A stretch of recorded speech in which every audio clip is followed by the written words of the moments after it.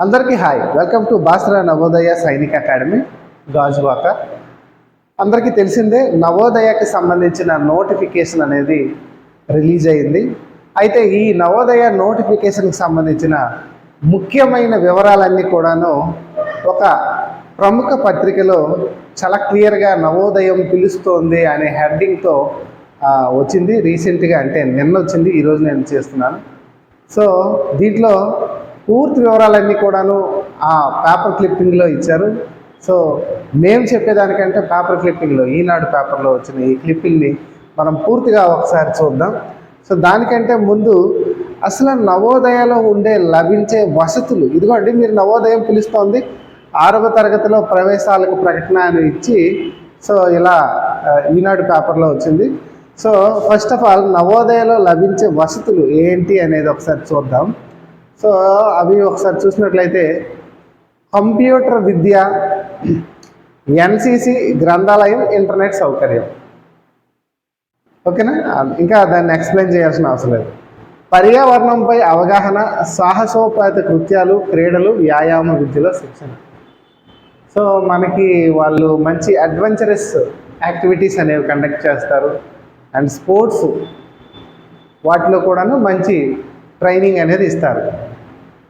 హిందీ, ఆంగ్లం, తెలుగు భాషలపై పట్టు, అంటే తెలుగు స్టేట్స్ కోసం అని హిందీ ఉంటుంది, ఇంగ్లీష్ ఉంటుంది, అండ్ తెలుగు కూడాను ఉంటుంది. వలస విద్యా విధానం ద్వారా విద్యార్థులను ఇతర రాష్ట్రాలకు పంపి జాతీయ సమైక్యతా భావాన్ని పెంపొందించడం. సో చాలామందికి ఏంటంటే చిన్న కన్ఫ్యూజన్ ఉంటుంది, నార్త్ వాళ్ళు, సౌత్ వాళ్ళు అని ఉంటుంది. ఆ కన్ఫ్యూజన్ క్లియర్ అవ్వడానికి, ఆ కన్ఫ్యూజన్ పోగొట్టడం కోసమని కొంతమంది స్టూడెంట్స్ని 8th క్లాస్లో నార్త్ వైపు పంపిస్తారు. అలాగే నార్త్ సైడ్లో ఉండే నవోదయ పిల్లల్ని సౌత్ వైపు పంపిస్తారు. ఇలా వలస విధానాన్ని ఇక్కడ అవలంబిస్తారన్నమాట. నెక్స్ట్ వ్యాసరచన, వక్తృత్వము, క్విజ్, గీతాలాపన, చిత్రలేఖనము, సాంఘిక నాటకాల ప్రదర్శన, ఇతర అంశాల్లో శిక్షణ ఉంటుంది. అంటే ఇవన్నీ కూడాను కో కరిక్యులర్ యాక్టివిటీస్లో కూడా మంచి ట్రైనింగ్ అనేది ఇక్కడ ఉంటుందని చెప్పుకోవచ్చు. వివిధ క్రీడల్లో క్లస్టరు, రీజనల్, జాతీయ స్థాయి పోటీలు నిర్వహణ. సో చాలా స్పోర్ట్స్లో cluster level, regional level, national level పోటీలు కండక్ట్ చేస్తారు. సో వాళ్ళగానే తీసుకొని వెళ్తారు, వాళ్ళే కోచింగ్ ఇస్తారు, వాళ్ళే ట్రైనింగ్ ఇస్తారు. ఒక రకంగా బెస్ట్ ఆపర్చునిటీ అని చెప్పవచ్చు. వారంలో ఒకరోజు విద్యార్థులకు ఇంటర్ హౌస్ పోటీలతో క్రీడా స్ఫూర్తిని నింపుతారు. సో అక్కడే ఇంటర్ హౌస్ పోటీలు, అక్కడనే వారంలో 1 డే అనేది స్పోర్ట్స్ అనేవి వాళ్ళు కండక్ట్ చేస్తారు. ఆత్మస్థైర్యం పెరిగేలా స్వీయ రక్షణపై మార్షల్ ఆర్ట్స్ తరఫు. సో మార్షల్ ఆర్ట్స్లో కూడాను వాళ్ళు ట్రైనింగ్ అనేది ఇస్తారనమాట. ఇప్పుడు కరాటే, తైక్వాండో ఇలాంటివి ఉంటాయి కదా, వాటి మీద.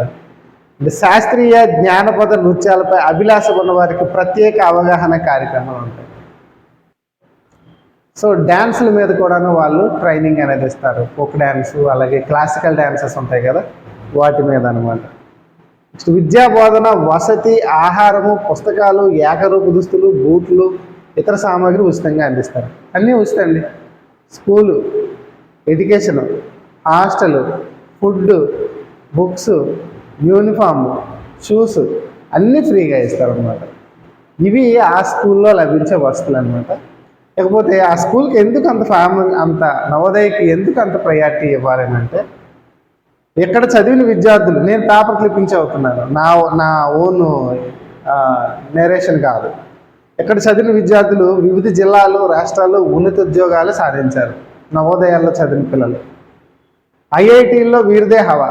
నవోదయ పిల్లలు ఈజీగా ఐఐటీ కొడతారు. ఎంతోమంది సాఫ్ట్వేర్ కంపెనీల్లో కీలక స్థానాల్లో పనిచేస్తున్నారు. సాఫ్ట్వేర్ కంపెనీస్లో జాబ్స్, మంచి పెద్ద జాబ్స్. చదివిన విద్యాలయం అభివృద్ధికి స్వచ్ఛందంగా కృషి చేస్తున్నారు. వాళ్ళు ఏ స్కూల్లో అయితే చదువుతున్నారో అదే స్కూల్స్కి వాళ్ళు కొంత డొనేషన్ ద్వారా ఆ స్కూల్ డెవలప్ చేయడానికి కూడాను వాళ్ళు హెల్పింగ్ చేస్తున్నారని ఈ పేపర్లో వచ్చింది.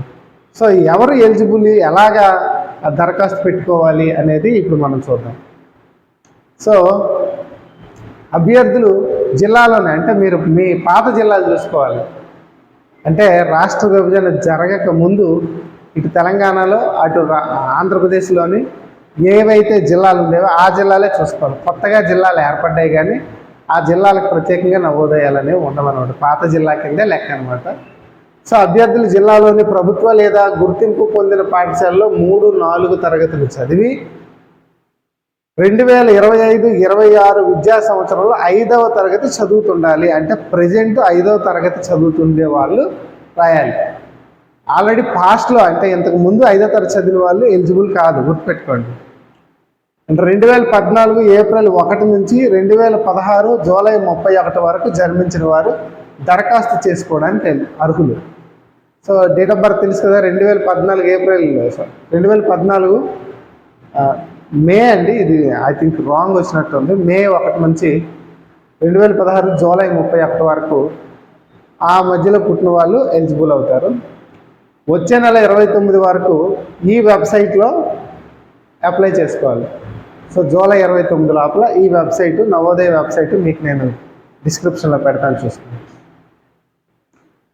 నెక్స్ట్, వెబ్సైట్లో వివరాలు నమోదు చేసిన అనంతరం సంబంధిత ధ్రువపత్రాలు సహా సంబంధిత పాఠశాల ప్రధానోపాధ్యాయుడి సంతకంతో ధృవీకరించిన పత్రం తప్పనిసరిగా అప్లోడ్ చేయాలి అని అంటున్నాడు. దీని మీద అయితే మనకి కొంచెం క్లారిటీ లేదు, ముందు ముందు తెలుస్తుంది.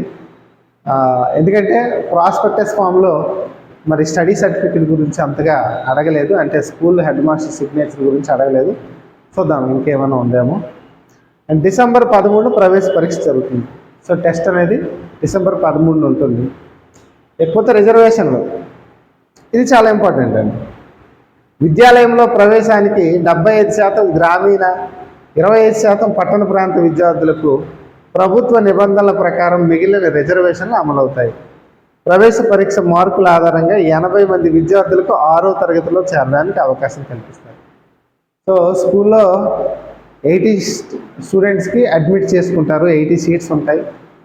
ఆ 80 సీట్స్ని ఎలా అంటే 75% ఆఫ్ సీట్స్ అనేవి గ్రామీణ ప్రాంతాల్లో చదువుతున్న విద్యార్థులకి కేటాయిస్తారు.